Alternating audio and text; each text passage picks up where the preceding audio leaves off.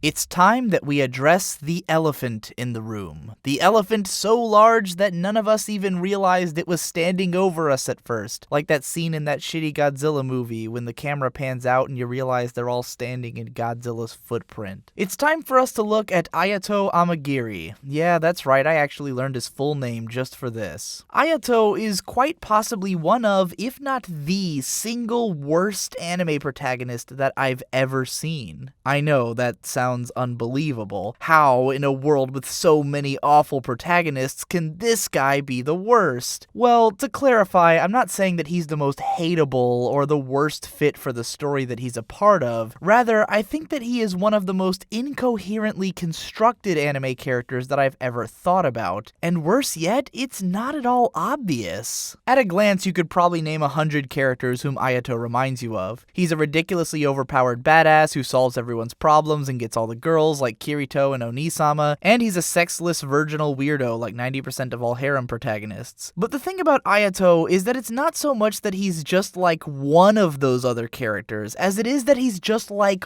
all of those other characters. Ayato Amagiri is a hideous Frankenstein monster of anime protagonists, so baffling in its construction that if the creators told me that he was meant to be a parody of the typical light novel protagonist, then I'd be inclined to believe them, and to congratulate them on a job well done. Allow me to examine the patchwork of this monstrosity. Ayato's baseline state of being is that he's tired and bored. He sighs whenever he has to do anything or put up with anyone, and generally seems like he'd rather be taking a nap than doing whatever the show asks of him. This kind of attitude is pretty typical among light novel guys because it's a part of the image that the viewer is supposed to project itself onto. This sort of hipstery desire to not come off as a tryhard so that whenever you do something badass, it looks like you did it with no effort and without even really giving a shit. It's possible to make a great character following this sort of archetype. Yoshihiro Togashi seems to be a master of it. Yusuke Urameshi was a punk kid who just wanted to relax and take life at his own pace, but the world was constantly asking more of him. And what made him endearing was to watch him mature into someone who gave a shit about the world around him. He learned to become that guy by getting the shit kicked out of him constantly, even in the process of being a badass cool guy.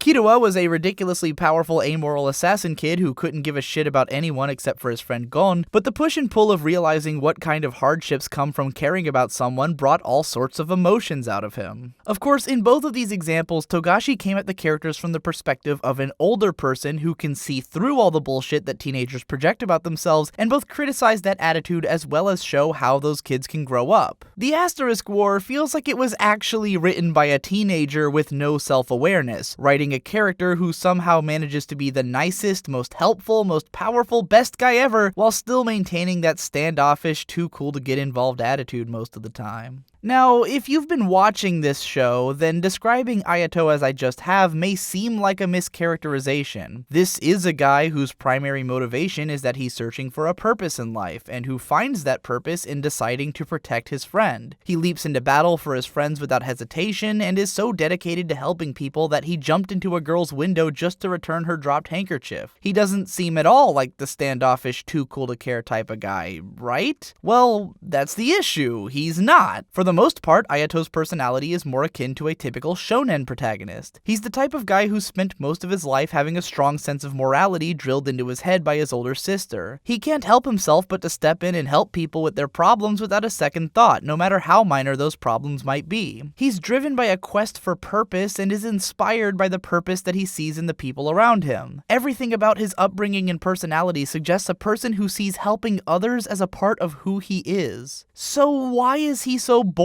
all the time? Why does he seem to find people so hard to deal with? If he's all about helping people, then why does helping people seem like such a hassle to him? This kind of dichotomy is present in a lot of light novel protagonists. Toma from Index is always presented as someone who considers it a hassle to deal with people, but in the end he can't stand to see them in trouble, so his morals end up tugging at him until he jumps in to help. Kirito was always presented as this sort of amoral misanthrope who didn't want to help people because he can't stand the pain of losing them, but for one reason or another he'd end up caring about people and fighting for them. them. But with these characters, we at least understood that their morality was some kind of struggle which doesn't come innately to them. Each of these characters would rather be doing something else, but they get dragged into these situations by circumstance. Ayato is presented as though the same thing is true for him as well, but his personality and goals are totally at ends with that presentation. His main motivation is literally to protect people, and nothing about him would suggest that he's anything less than a kind-hearted, morally upstanding person, except for the fact that it also seems like doing anything is a huge pain in the ass to him. That's what I mean when I say that Ayato is a Frankenstein monster of light novel characters. He is somehow at once the big valiant hero who wants to fight for a purpose and protect the people he cares about, while also being the jaded asshole who'd rather do anything other than fight or care. Another thing which Ayato has in common with his genre contemporaries is that he's ludicrously overpowered in comparison to everyone else in the show. We're not just talking about a guy who wins every fight that he gets into, we're talking about a guy who completely overwhelms most of his opponents, many of whom are established as the most powerful fighters in the city, even with severe limitations holding him back. In Ayato's introductory scene, he makes the 5th strongest fighter at his school look like a chump by easily deflecting all of her attacks and then saving her from an assassin. In episode 4, said fighter is pinned by another student whom, by the show's logic, ought to have been much weaker than her, but never mind that. Ayato shows up and defeats him without taking a scratch and spends the entire battle carrying Euless in one of his arms. Yeah, that shit happens. In episode 5, he loses to the most powerful fighter in the school because he gets distracted and forgets the rules of the battle, so in episode 7, he defeats her and takes her place as the number 1. At least that fight seemed like it took a little bit of effort, but at this point, Ayato has proven both the strongest fighter at his school and, by that logic, probably one of the top 10 fighters in the city. Bear in mind that all of this is Ayato's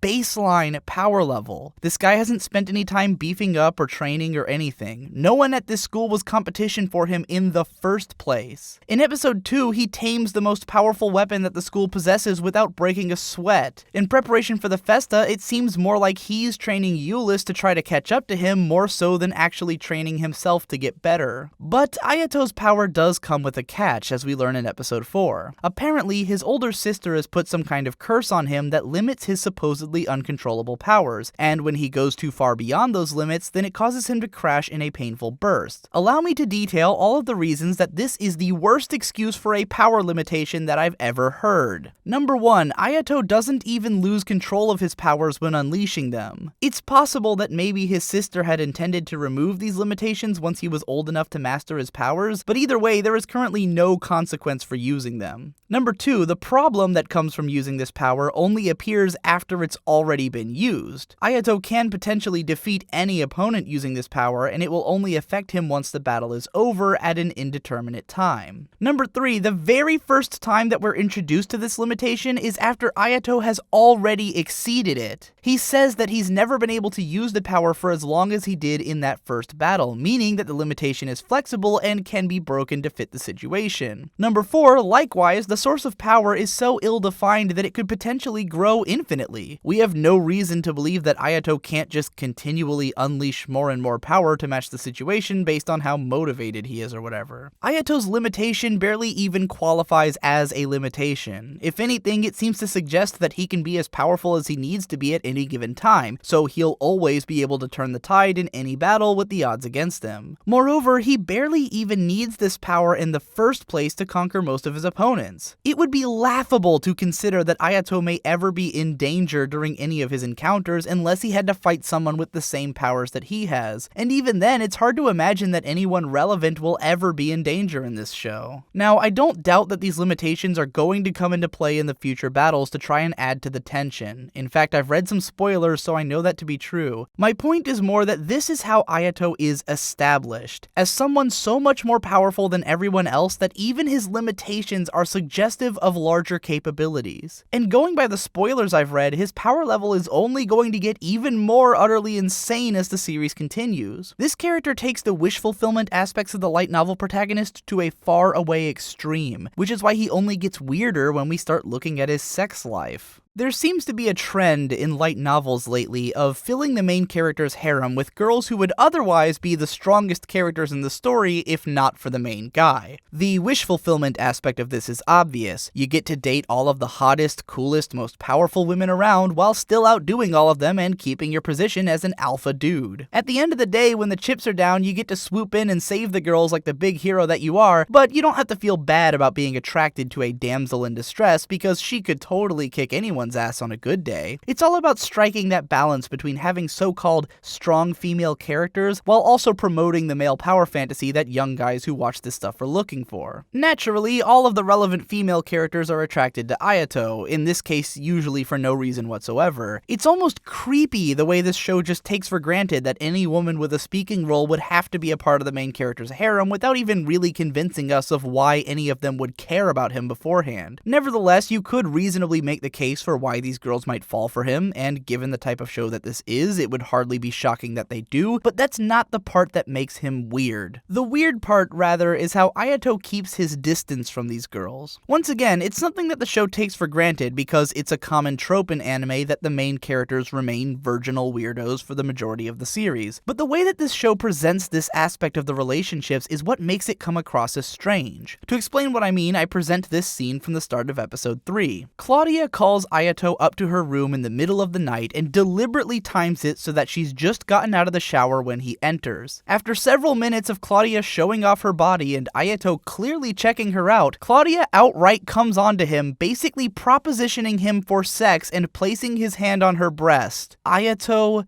runs away. Now, I'm not going to deny the possibility that perhaps Ayato is uncomfortable with the idea of sex, or even that he's just not ready for that kind of contact. I'm not necessarily saying that any of this behavior is unreasonable, or even that it's out of character. I just don't quite get it. Ayato is an unstoppably badass fighter. He's confident, somewhat outgoing, and has no trouble talking to people he's never met, including women. He's not awkward in the slightest for the most part, and he seems to get along with all of the girls just fine. He's clearly attracted to all of them, and he gets flustered when he sees them naked, but it seems like he gets that way out of something like a moral obligation. Like when he catches them undressing or soaking wet, he feels bad that he saw them in a compromising way without their permission. But then we come to this scene where Claudia is clearly coming on to him and basically asking him to do something. Even if Ayato wasn't interested in doing anything with her, it would have been reasonable to at least say something or talk about it, but instead he just runs away all flustered like he saw something he shouldn't have. If I were Claudia, I'd probably feel insulted after this guy just checked me out for 3 minutes and then took off without saying a word. I've thought long and hard about why the character would be written this way, and I think I kind of understand. See, when I was 13, a time during which I probably would have enjoyed a show like this, I was old enough to know that I found women attractive, but I hadn't quite yet gotten my head around the concept of sex. I still felt like it was some sort of adult thing that I wasn't really supposed to know about, even though I vaguely understood that it was something which I wanted. Since that was the age that I first got big into anime, I can actually remember things like how I was always afraid to buy anime with full frontal nudity in it because I was ashamed of it, even though I was always checking out the cute girls in the shows that I did watch. Around that time when I was acclimating to the idea of sexuality, I think I would have been totally into a show like this, where the sexual content is evident, yet kind of immature and childish. I may have been less able to relate to a hero who actually had sex, but I could project myself onto one who was surrounded by it. It's because of that experience that I understand why Ayato ran away from Claudia's sexual advancements. It really has nothing to do with what makes sense for the characters and everything to do with what works for the audience. The kind of kid who looks for the sort of wish fulfillment that this show provides is probably pretty young and probably a virgin. In spite of their desire to be an all-powerful badass and the object of affection for a bunch of beautiful women, the idea of what they'd actually do in a moment of intimacy is still alien to them.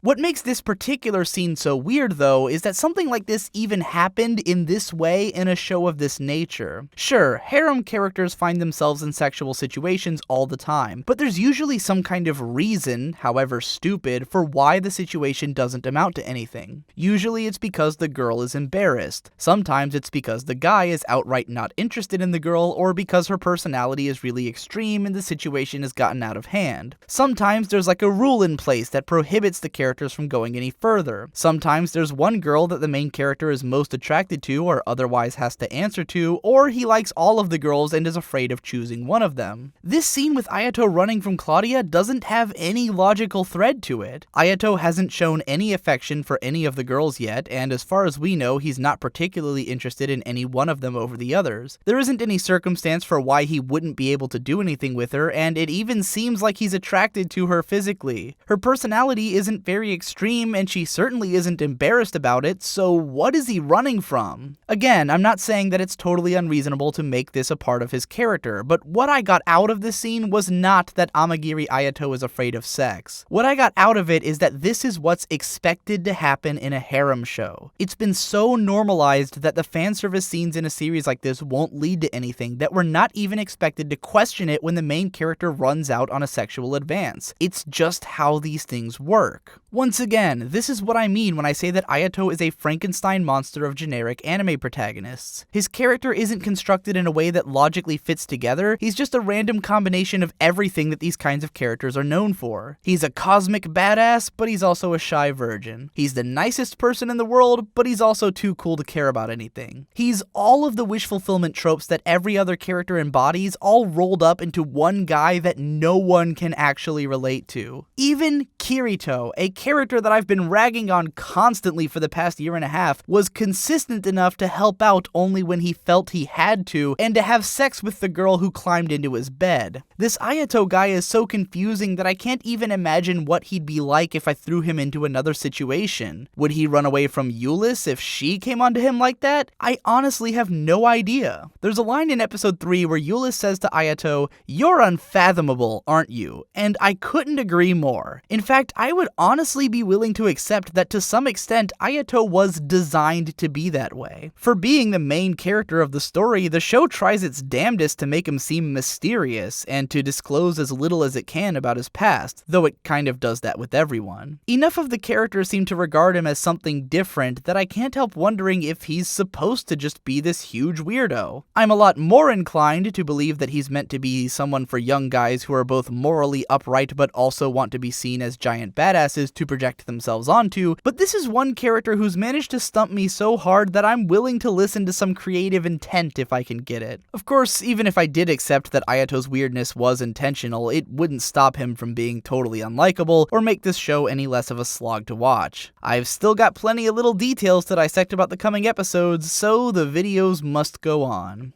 Continued in Part 8. But wait, there's more! Part 8 of the Asterisk War Sucks is probably going to take a little bit of time to make because it's a bit longer than Part 7. So if you didn't quite get your Asterisk War Sucks fix yet, then check the description because I've put a link to a Google Drive video where me and my brother Victor reacted to episodes 3 and 4 of the Asterisk War. This video was recorded when I had written parts 1 through 7 of the Asterisk War, but I had not yet started editing any of the videos, and Victor had not seen any of my videos about it. He didn't know anything about the show. I just told him he had to watch it with me because I thought it would be funny, and it is absolutely hilarious. So I highly recommend checking out this video. It's really funny, definitely the more entertaining and hilarious version of the Asterisk War Sucks. Go check it out down in the description, and have a nice day.